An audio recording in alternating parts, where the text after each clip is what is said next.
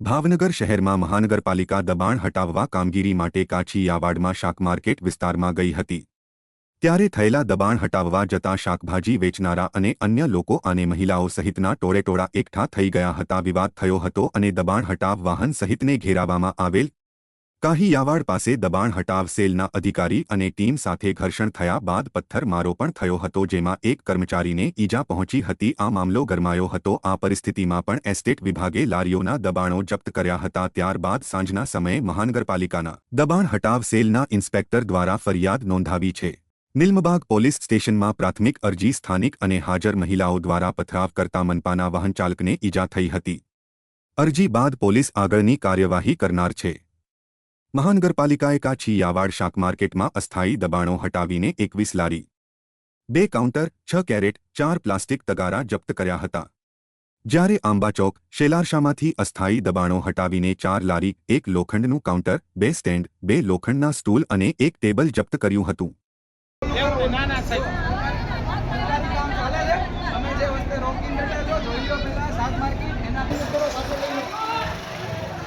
અમારી નહીં ઉપાડે આપણા ખાઈ એવું છે ભાઈ।